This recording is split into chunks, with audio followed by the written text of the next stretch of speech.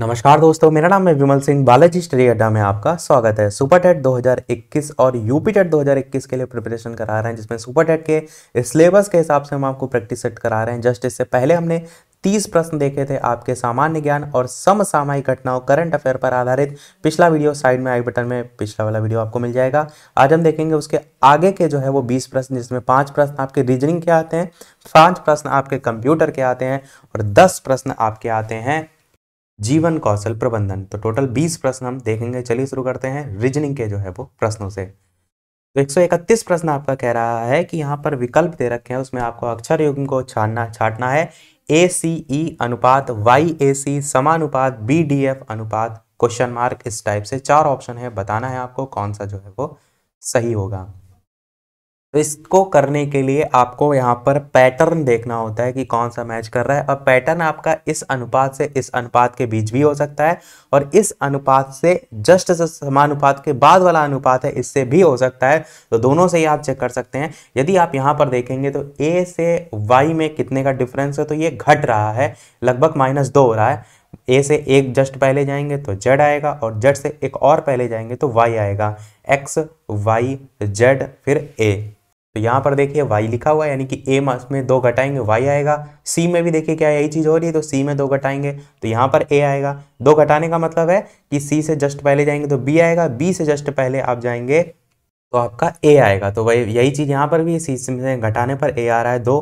e में से यदि आप यही चीज़ देखेंगे तो E से भी जस्ट 2 पहले C आ रहा है, CDE होता है। अब एक घटाने वाला प्रोसेस ना समझे तो यहाँ पर ABCD गिन लिया करिए। जैसे यहाँ पर Y है तो Y Z A B C C D E same चीज़ है। तो अब यहाँ पर भी हम सेम चीज़ फॉलो करेंगे। B जो है इसमें से हम 2 बार घटाएंगे, यानी 2 पैक जाएंगे तो आपका आएगा Z से आप बढ़ेंगे आगे तो Z A B इस टाइप से होगा। D के लिए आपका क्या आएगा, यहाँ पर B आएगा, B C D। F के लिए क्या यहाँ पर आएगा, आपका D आएगा, CD होता है ना, फिर D E F, तो ZBD आपका आंसर हो जाएगा, जो कि आपका ऑप्शन देखिए C वाले में दे रखा है। यही सेम चीज आप दूसरे तरीके से भी ट्राई कर सकते हैं। यहाँ पर जो दे रखा है अनुमान, इसको इससे मैच करके देखिए। A है, इसके जस्ट बाद B आ रहा है, आपका आ रहा है, C से जस्ट बाद D आ रहा है, E के जस्ट बाद F आ रहा है। तो ये भी तो आपका एक तरीका हो सकता है कि आप इससे इसका मैच करें, तो ये भी तो आपका और ज़्यादा ईजी है। यही चीज़ तीनों में फॉलो होनी चाहिए, इस चीज़ का विशेष ध्यान रखिएगा। तो YAC में भी हम क्या करेंगे, एक एक स्टेप आगे बढ़ेंगे तो Y से एक स्टेप आगे बढ़ेंगे तो Z आएगा, A से एक स्टेप आगे बढ़ेंगे तो B आएगा और C से एक स्टेप आगे बढ़ेंगे तो D आएगा। तो तब भी आपका C ऑप्शन ही आंसर आ रहा है, तो डबल वेरीफाई भी आपका ये आंसर हो गया। देखते हैं हमारा अगला प्रश्न 132। प्रश्न को ध्यान से समझिए। प्रश्न पढ़ने के बाद वीडियो को पॉज कीजिए, खुद से सोचिए, खुद से करने का प्रैक्टिस करेंगे तभी आप जो है प्रश्नों को कर पाएंगे। मैं यहाँ पर बता तो दूंगा, पर जब तक आप खुद से नहीं करेंगे तब तक चीजें नहीं आएंगी। तो 12 × 7 जो है इसका मान आपको 408 दे रखा है। फिर आपको 9 × 8 207 दे रखा है और 13 × 7 का मान आपको बताना है। अब आप सोचेंगे कि 12 को 7 से गुणा करेंगे तो 408 तो आता ही नहीं है, तो ये 408 क्यों लिखा है। यही तो रीजनिंग है कि 12 × 7 408 लिखा है, तो किस आधार पे लिखा गया है, ये चीज आपको खुद से सोचनी है। और जो भी आपने सोचा है वही चीज यहाँ पर भी फॉलो होनी चाहिए और वही चीज तीसरे वाले में फॉलो करने के बाद ऑप्शन में भी आपको जो है वही आंसर मिलना चाहिए। तो 12 सत्ते कितना होता है, आप जानते हैं 84 होता है। आप कहेंगे होता है, अब यहाँ पर देखिए यहाँ 4 लिखा है, यहाँ 8 लिखा है, तो 84 आपको यहाँ मिल रहा है, बिल्कुल मिल रहा है। फिर आप 9 × 8 करेंगे तो 9 × 8 आपका होता है 72 होता है 72। तो ये देखिए जो 7 है वो इस तरफ आ रहा है, 2 इस तरफ आ रहा है। अब आप समझ गए यहाँ पर पैटर्न कि गुणा करने पर जो संख्याएं आ रही है उसमें जो पहली संख्या है उसको सबसे आखिरी में लिख देंगे, जो बाद वाली संख्या उसको सबसे पहले लिख देंगे और बीच में आप लगा देंगे 0। सेम चीज यहाँ पर भी करेंगे कि 9 × 8 जब आप कर रहे हैं 72 आपको प्राप्त हो रहा है, तो जो पहली संख्या है उसको आखिरी में लिख देंगे, जो लास्ट वाली संख्या है उसको पहले लिख देंगे और जो बीच में है आप लगा देंगे 0। तो सेम चीज अब यहाँ पर आप करेंगे 13 × 7 के साथ। तो 13 × 7 होता है आपका 91, यानी आप क्या करेंगे, जो 9 लिखा है उसको लिखेंगे सबसे लास्ट में, 1 जो लिखा है इसको लिखेंगे सबसे पहले और बीच में लगा देंगे 0, यानी आंसर आपका क्या हो जाएगा 109 हो जाएगा। ऑप्शन डी आपका बिल्कुल सही हो जाएगा। आशा करते हैं चीज़ें आपको समझ में भी आ रही होंगी और इस टाइप के कैसे भी प्रश्न आएंगे आप अपना दिमाग अवश्य लगा जाएंगे। और वीडियो पसंद आए तो सभी लोग वीडियो को लाइक अवश्य करते रहिएगा, मुझे भी मोटिवेशन मिलता रहे। इसी प्रकार आपके लिए मैं आगे भी अच्छे अच्छे प्रश्न प्रैक्टिस जो है वो कराता रहूँ। 133 प्रश्न कह रहा है त्रिभुजों की संख्या बतानी है। अब यहाँ पर इतने सारे त्रिभुज दे रखे हैं, इनको गिनने के तरीके भी होते हैं, पर नॉर्मली तरीका ये होता है कि आप क्या कीजिए, एक साइड को पकड़ते हुए चलिए और उसके बाद धीरे धीरे वहां से त्रिभुजों को गिनना स्टार्ट कीजिए। या तो दूसरा तरीका होता है, इनके अंदर आप लिख लीजिए, जैसे ये एक सिंगल त्रिभुज है तो यहाँ पर एक लिख दीजिए कि इसको आप गिन चुके हैं। इसी प्रकार दो, तो सबसे पहले छोटे वाले जितने त्रिभुज हैं उनको गिन लीजिए, 1 2 हो गया, इधर साइड आप देखेंगे तो 3 4 हो गया, इधर साइड देखेंगे तो 5 6 7 8 9 10 11 12, टोटल 12 त्रिभुज तो अकेले यही हो गए। फिर यहाँ पर आप दो दो के आधार पर गिनेंगे कि कितने आपके त्रिभुज जो है वो होंगे। दो दो के आधार पर कहने का मतलब ये है कि जैसे ये आपका एक पूरा त्रिभुज है जो कि आपका दो त्रिभुजों से मिलकर बन रहा है, एक इधर वाला एक इधर वाला, फिर आप ये मतलब दो वाले काउंट करना स्टार्ट करेंगे। तो अभी तक हमने टोटल कितने गिने, 12 हमने काउंट किए। अब दो दो वाले काउंट करना शुरू करेंगे तो एक आपका ये वाला हो जाएगा पूरा। चाहे तो आप इसमें ABCD मार्क भी कर सकते हैं, वो भी एक तरीका होता है इनको गिनने का। तो एक ये वाला पूरा हो जाएगा, एक आपका ये वाला पूरा हो जाएगा, एक आपका ये वाला पूरा हो जाएगा। सेम चीज इसको अपोजिट में ले जाएंगे तो एक इधर वाला भी हो जाएगा। यानी कि एक इस डिब्बे में टोटल कितने बनेंगे, 2 के हिसाब से 4 जो है त्रिभुज यहाँ से निकलेंगे, 4 त्रिभुज यहाँ से निकलेंगे, एक त्रिभुज आपका यहाँ से निकलेगा दो दो के आधार वाले, और एक यहाँ से निकलेगा। तो 4 4 8 9 10, पहले हमने देखे थे 12, फिर उसमें 10 और जोड़ेंगे और फिर टोटल कितने आपके हुए, 22 हो गए हैं टोटल। यानी ये तो ऑप्शन आपका ऐसे ही कट गया। अब आप आएंगे, दो दो वाले हो गए, अब आप आएंगे तीन तीन वाले, 3 या उससे अधिक वाले त्रिभुज देखेंगे तो 22 हो गए। हम सबको रब कर देते हैं। अब देखिए आप बड़े त्रिभुज पर जाएंगे, जैसे एक त्रिभुज आपका यहां से बनना स्टार्ट हो रहा है जो कि पूरे सबको कवर होते हुए जा रहा है। एक त्रिभुज सेम चीज इधर साइड वाले साइड से भी आपका हो रहा है, आप कहेंगे बिल्कुल हो रहा है। इतना आपने ध्यान दिया। फिर आप त्रिभुज को, तो टोटल आपके कितने हो गए, इन दोनों को मिलाकर 24 हो गए। 22 पहले थे, 2 हमने और मिलाए तो कितने हो गए, 24 हो गए। अब आपको ध्यान देना है इन वाले जो त्रिभुजों पर जो कि इस तरीके से बने, मैं आपको दिखाता हूं यहां पर मार करके, जो इस टाइप से बने हैं और ये टोटल 4 कोनों पर बने हैं। पहला ये कोना हुआ, दूसरा सेम चीज यहां पर नीचे वाला कोना हुआ, सेम चीज यही नीचे भी होंगे। तो टोटल 2 ऊपर 2 नीचे, टोटल 4 इसमें और आ जाएंगे। तो टोटल आपके जो त्रिभुज फाइनल निकल कर आएंगे 28 आएंगे। आंसर आपका 28 यहाँ पर बिल्कुल सही हो जाएगा। तो ये तरीका होता है कि एक एक पोर्शन लेके चलिए और उसमें जो त्रिभुज हैं उनको गिनते चलिए। और इसी में ट्रिक भी होती हैं बहुत सी। तो करने का तरीका वैसे तो नॉर्मल यही होता है, पर ट्रिक क्या होता है वो भी मैं आपको बताता हूँ। जैसे कि आप पर्टिकुलर एक त्रिभुज ले रहे हैं, त्रिभुज में ट्रिक ये होती है जैसे कि ऐसे देखेंगे तो ये एक सिंगल त्रिभुज बनेगा। अगर इसमें एक लाइन खिंच गई तो त्रिभुज की संख्या निश्चित होती है कि 5 होगी या 4 होगी। तो ये ट्रिक होती है आपकी। जैसे इनमें है तो आप देखेंगे अगर इस टाइप का डिब्बा बना है तो इसमें फिक्स होते हैं कि त्रिभुजों की संख्या इतनी ही होगी। तब आपने जैसे 2 डिब्बे देख लिए तो आपने उसी आधार पर त्रिभुज को गिन लिया और बाहर वाले त्रिभुजों को गिन लिया। तो वो भी तरीका होता है, पर उसमें गलती होने की संभावना तब होती है जब उसी आकृति में और ज़्यादा चीज़ें जुड़ जाती हैं। तो गिन लीजिए, वो ज़्यादा बेटर होगा। बी वाला ऑप्शन सही होगा। अगला प्रश्न देखते हैं 34। 6 गुणे 7 का मान आपको 2 दे रखा है, 3 गुणे 5 का मान 5 दे रखा है और 5 गुणे 8 का मान 0 दे रखा है। 6 गुणे 8 का मान आपको बताना है। अब फिर से आप क्या करेंगे, सबसे पहले तरीका यही होता है कि कुछ भी बुद्धि अलग लगाए बिना जो 7 6 लिखा हुआ है आप क्या कीजिए, इनको आपस में गुणा ही कर लीजिए। खुद आपको समझ में आएगा पैटर्न क्या है। तो 7 6 होता है 42, यहाँ पर लिखा है 2 यानी लास्ट वाला नंबर लिखा है। क्या ये चीज आगे भी है? 5 तो यहाँ होता है 15, यहाँ पर लास्ट वाला नंबर लिखा है 5, बिल्कुल सही है। 5 8 जा होता है 40, यहाँ पर लास्ट नंबर लिखा है 0, बिल्कुल सही है। 6 8 जा होता है 48, यहाँ पर लास्ट वाला नंबर लेंगे तो 8 आपका आएगा। ऑप्शन ए आपका बिल्कुल सही हो जाएगा। आशा करते हैं आपको आसानी से समझ में आ गया होगा। बढ़ते हैं हमारे लास्ट रीजनिंग के प्रश्न की तरफ। टोटल 5 ही प्रश्न आपके पूछे जाते हैं। तो 300 और 500 के बीच ऐसी कितनी संख्याएं होंगी जिनमें 4 केवल एक बार आए? ये आपका प्रश्न पूछा गया है और ऑप्शन भी दिए गए हैं 99, 100, 110 या 120। तो प्रश्न आपका जो है बहुत ही अच्छा है। 300 और 500 के बीच ऐसी कितनी ऐसी संख्याएं होंगी जिनमें 4 केवल एक बार आए? 99, 100, 110 या 120। कहने का मतलब है जैसे 300 से आप बढ़ेंगे आगे तो आपकी 304 आएगी संख्या ऐसी जिसमें केवल एक बार 4 आया है। सेम यही आप देखेंगे 400 में जाकर, 400 से 500 में देखेंगे तो इसी 400 ही वाली इसी नंबर पर आप 400 में जाएंगे तो आपका 404 आएगा। आएगा आपका? बिल्कुल आएगा। ध्यान से मेरी बात को समझिएगा। यहाँ पर 2 बार आपका 4 आ रहा है यानी इसको आप काउंट नहीं करेंगे। 304 को काउंट करेंगे, 404 को काउंट नहीं करेंगे। इसी 304 में और आप जब आगे जाएंगे, जब 4 आए तो 314 पे आएगा।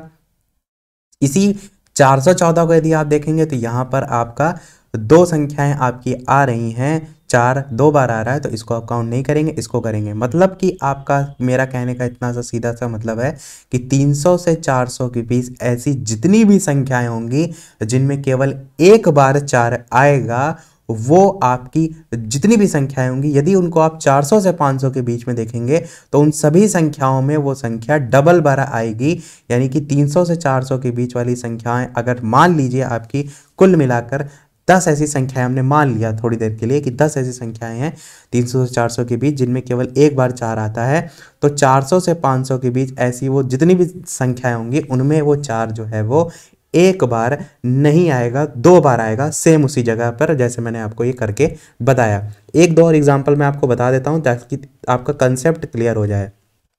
जैसे आप थोड़ा सा इससे और आगे बढ़ें तो आप 314 तक हमने देखा था, 324 पर बढ़िए। अब जस्ट 400 से 500 के बीच में देखेंगे तो 424 होगा। यानी यहाँ पर 2 बार 4 आ रहा है, इसको आप नहीं गिनेंगे पर 324 को गिनेंगे। इतनी बात आपने समझ ली। परंतु ये टोटल मान लीजिए हमारी 10 संख्याएं होंगी जो ऐसे अलग हो रही हैं, इनमें तो हम काउंट कर रहे हैं, वहां पर आप नहीं काउंट कर रहे ना। पर 400 से जब स्टार्ट करेंगे तो 400 हो गया, यहाँ पर सिंगल एक बार 4 आ रहा है तो आप इसे काउंट करेंगे। 401 हो गया, 402 हो गया, 403 हो गया, इस टाइप से आप काउंट करते जाएंगे। तो इन सबको तो आप काउंट करेंगे ना, क्योंकि केवल एक ही बार 4 आ रहा है। तो 1 2 3 4 इस टाइप से टोटल संख्याएं मान लीजिए जिसमें 2 बार 4 आ रहा है उनको हटाते हुए 90 बार जो है आपका ऐसा आ रहा है। मान लिया आपने 90 ऐसी संख्या यहाँ से निकल कर आ रही हैं जिनमें डबल बार जो 4 आ रहा है उसको हटा दिया। उसके बाद 400 से 500 के बीच में आपकी ऐसी 90 संख्याएं हैं। अब बाकी जो संख्याएं होंगी वो इस 300 से 400 के बीच वाली कवर कर लेंगी। मेरा कहने का मतलब यह है कि 400 से 500 के बीच में जो संख्याएं जिनमें 2 बार 4 आ रहा है, जिनको हम काउंट नहीं कर रहे हैं, उनकी जगह हम 300 से 400 के बीच वाली संख्याओं को काउंट करेंगे। तो कुल मिलाकर जो आपका आंकड़ा होगा वो 100 का आंकड़ा हो जाएगा। इस चीज को मैं बताने का यहाँ पर प्रयास कर रहा हूँ। केवल इसको केवल समझने भर की देरी थी, बाकी इसमें ऐसा कुछ भी कठिन जो है वो नहीं था। फिर भी यदि आपको नहीं समझ में आए तो आप क्या करिए, एक कॉपी पेन लीजिए और वहां पर 300 से 500 के बीच में या डायरेक्ट 300 से 400 के बीच में सबसे पहले आप संख्याएं लिखिए जिसमें केवल एक बार 4 आता है। फिर 500 यानी 400 से 500 उनके बीच में संख्याएं लिखिए जिसमें केवल एक बार 4 आता है। आप खुद ही समझ जाएंगे कि यहाँ पर कहने का क्या प्रयास जो है वो किया जा रहा है। तो रीजनिंग के हमारे सभी प्रश्न समाप्त हो गए। इसका आंसर जो है बी वाला आपका 100 जो है वो हो जाएगा। यहाँ से हमारे स्टार्ट हो रहे हैं कंप्यूटर के प्रश्न कि सर्वाधिक शक्तिशाली कंप्यूटर है super computer, micro computer, super conductor. उपरोक्त सभी 4 ऑप्शन है, बताना है कौन सा सही होगा। तो चलिए बात कर लेते हैं आंसर की। ऑप्शन एबीसीडी में से कौन सा सही होगा? तो बिल्कुल सर्वाधिक शक्तिशाली जो कंप्यूटर है वो आपका सुपर कंप्यूटर जो है वो हो जाएगा। 137 प्रश्न कह रहा है कि भारत में सुपर कंप्यूटर जो है उसका विकास किस संस्था ने जो है वो किया? आईआईटी कानपुर ने, आईआईटी दिल्ली ने, सीडैक ने या बार्क ने। इस टाइप से 4 ऑप्शन है, बताना है आपको इन चारों ऑप्शन में कौन सा जो है वो सही होगा। सुपर कंप्यूटर जो है भारत में, इसका विकास किस संस्था ने जो है वो किया? तो चलिए बात करते हैं आंसर की ऑप्शन एबीसीडी में से। तो बिल्कुल आपका ऑप्शन सी वाला सीडैक जो है वो बिल्कुल सही हो जाएगा। फुल फॉर्म क्या होती है सीडैक की? तो centre for development of advance computing, ये फुल फॉर्म होती है सीडैक की। फिर से रिपीट मैं कर रहा हूँ, centre for development of advanced computing. अगला प्रश्न 138 कह रहा है निम्न में से कौन कंप्यूटर का पितामह है? आपका बहुत ही ईजी सा प्रश्न है, बहुत बार रिपीट होता है। 4 ऑप्शन है, हरमन होलेरिथ होगा, ब्लेज पास्कल होगा, चार्ल्स बेबेज होगा या जोसेफ मेरी होगा। 4 ऑप्शन में बताना है आपको कौन सा सही होगा। आप सभी जानते हैं बात करते हैं आंसर की, तो बिल्कुल आपका ऑप्शन सी वाला सही हो जाएगा। चार्ल्स बेबेज जो हैं कंप्यूटर का पितामह इन्हीं को कहते हैं। 139 प्रश्न आपका कह रहा है कि कोई कंप्यूटर एनालॉग डाटा को पहचानने के लिए पहले इसे इंटरप्रिटेशन के लिए मेन फ्रेम के पास भेजना होगा, सीपीयू के साथ एएलयू द्वारा विश्लेषित करना होगा, डिकोड करना होगा या डिजिटाइज करना होगा। बताना है, छांटना है कौन सा सही होगा। बात करते हैं आंसर की, तो आपका ऑप्शन सी डिकोड करना होगा, ये जो है वो बिल्कुल सही हो जाएगा। 139 प्रश्न देख लिया। लास्ट जो प्रश्न है 140 कंप्यूटर का, वो हम आपसे पूछेंगे। जैसे कि लास्ट में हम एक ना एक क्वेश्चन पूछते हैं। 141 से हम स्टार्ट करते हैं कि सीखने के लिए जो आकलन है वो अभिप्रेरणा को बढ़ावा देता है या स्वयं में की गई आकलन गतिविधि है, ग्रेड्स को महत्व देता है या इनमें से कोई नहीं। यहाँ से आपके जो 10 प्रश्न हैं वो जीवन कौशल प्रबंधन के जो है वो आते हैं। तो बताना है आपको ऑप्शन है ABCD में से कौन सा सही होगा। बात करते हैं चलिए आंसर की, तो आपका पहला ही ऑप्शन सही होगा कि जो अभिप्रेरणा है इसको ये बढ़ावा देता है, सीखने के लिए आकलन। 142 प्रश्न कह रहा है कि किसके माध्यम से ही संस्कृति पीढ़ी दर पीढ़ी हस्तांतरित होती है, लेखक के द्वारा, कुशल व्यक्ति के द्वारा, शिक्षक के द्वारा या सभी के द्वारा। तो बताइए ऑप्शन के अकॉर्डिंग इन चारों ऑप्शन में कौन सा सही होगा कि संस्कृति जो है वो पीढ़ी दर पीढ़ी किसके माध्यम से हस्तांतरित होती है। तो यहाँ पर आप उक्त सभी ऑप्शन के साथ जा सकते थे, परंतु यहाँ पर कुशल व्यक्ति लिखा हुआ है जो कि पीढ़ी दर पीढ़ी हस्तांतरित में अपना कोई ऐसा सहयोग नहीं देता है, तो इसलिए आप यहाँ पर उक्त सभी ऑप्शन के साथ नहीं जाएंगे। शिक्षक जो है आपका बिल्कुल सही हो जाएगा, ऑप्शन नंबर सी। लेखक का भी कुछ ना कुछ रोल जरूर होता है, परंतु उतना नहीं होता है। संस्कृति दर की बात की जा रही है तो वो जो मेन रोल होता है उसमें शिक्षक का होता है, तो सी वाला आपका ऑप्शन सही होगा। 143 प्रश्न कह रहा है कि शिक्षक के उत्तरदायित्व और कार्य हैं छात्रों का ज्ञानार्जन करना, छात्र जो हैं उनके कार्यों का मूल्यांकन करना या फिर छात्र जो है उनके चरित्र का विकास करना या सभी। तो बताना है आपको शिक्षक के उत्तरदायित्व और कार्य इन ऑप्शन ABCD में से कौन सा जो है वो सही होगा।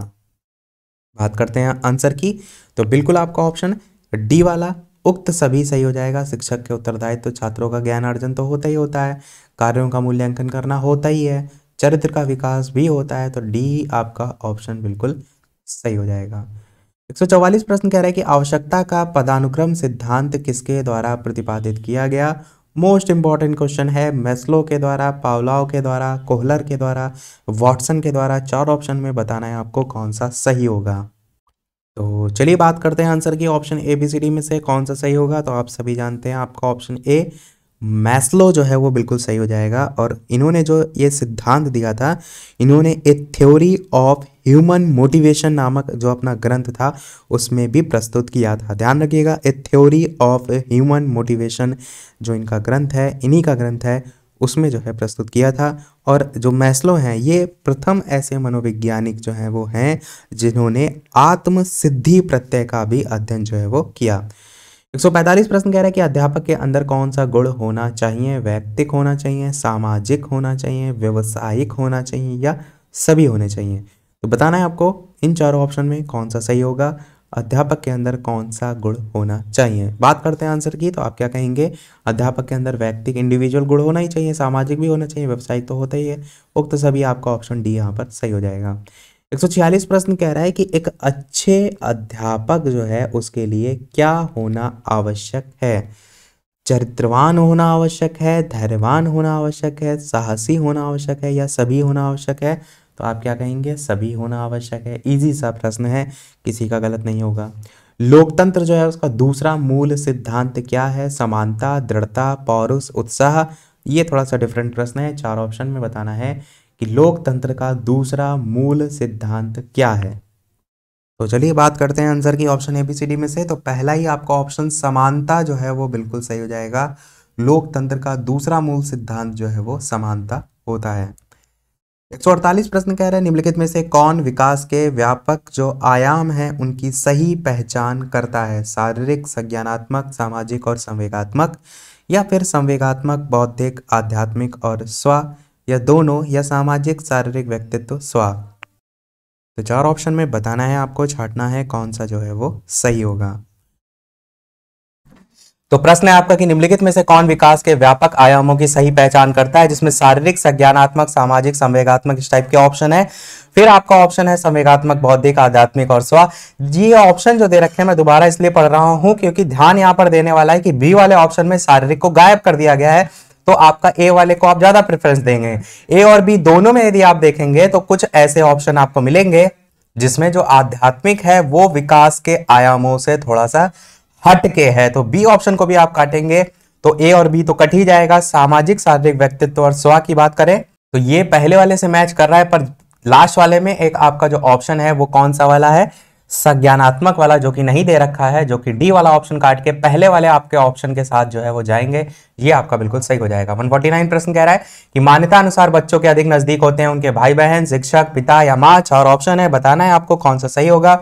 अब यहां पर आपको ये नहीं सोचना है कि अधिकतर यहां पर बात एक शिक्षा के क्रम में हो रही तो शिक्षक ही होगा।